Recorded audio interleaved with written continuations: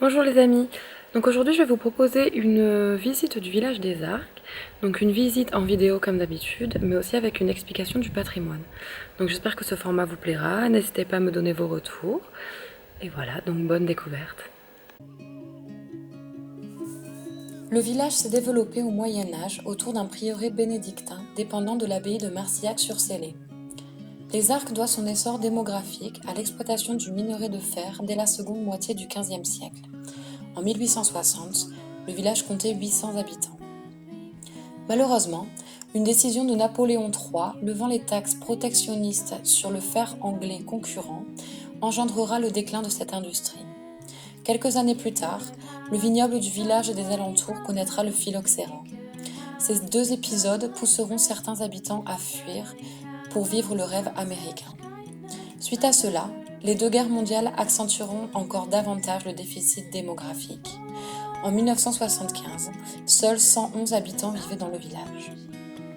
À partir de 1934, le sculpteur Ossip Zadkine et sa femme Valentine Prax choisiront de vivre durant la belle saison dans leur manoir aux Arcs. En 1988 est créé le musée en honneur du sculpteur, ainsi que la résidence des artistes des Arcs. Sur la commune, vous trouverez la chapelle Notre-Dame de l'Aubépine du XVe siècle. À l'intérieur, une voûte décorée par l'artiste Carmelo Zagari en 1990. Le château du Doyen, actuelle résidence d'artistes, est pour la première fois mentionné en 1193, mais sa construction pourrait être antérieure. À son apogée, il accueillait 15 moines, mais il fut envahi par des troupes anglaises en 1345 et les moines quittèrent le lieu. L'église fut construite vers 1193 par les moines également. Elle fut réparée de 1803 à 1819 suite à de nombreuses destructions. De nouveaux travaux débuteront en 1963 et des vitraux de Simone Flandrin-Latron agrémentent cette restauration. Elle accueille 2 sculptures de Zadkine ainsi qu'une œuvre de Patrick Neu. Sur la commune se trouve également le vestige de Saint-Martin-des-Arcs, l'ancienne église paroissiale. Elle fut démantelée en 1826 et ses pierres servirent à la restauration de Saint-Laurent.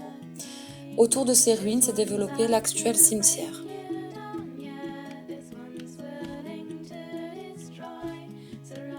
Donc là le bruit d'eau que vous entendez derrière moi du coup c'est la Mouline des Arcs.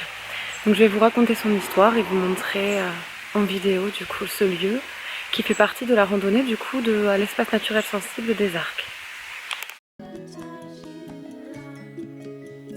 Comme je le disais tout à l'heure, c'est en 1860 que le village connaît son apogée grâce au développement de ses 2 activités principales, la mouline à fer et la vigne.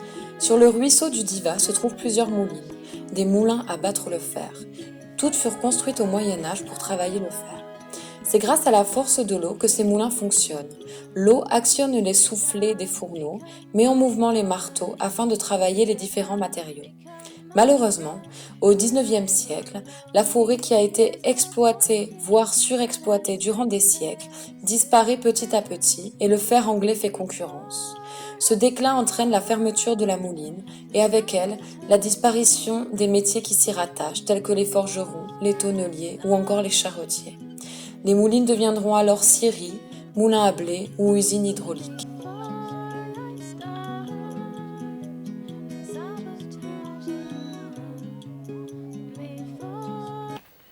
Alors ce bâtiment là que vous apercevez juste derrière moi, c'est la chapelle de Saint-André. Donc la chapelle de Saint-André, si vous avez l'occasion, vous pouvez la découvrir en faisant le circuit du coup de l'ENS comme je disais tout à l'heure. Donc elle est très jolie à voir et très intéressante. Vous pouvez récupérer les clés au musée Zadkine. Donc en échange de votre carte d'identité, ils vous laissent les clés. Comme ça vous pourrez découvrir les fresques de Saint-André. Donc moi malheureusement aujourd'hui j'ai pas pensé aux clés du tout. Mais voilà, donc si vous êtes plus malin que moi, vous penserez du coup à vous arrêter au musée Zadkine et vous aurez vos clés. Donc je vous la montre.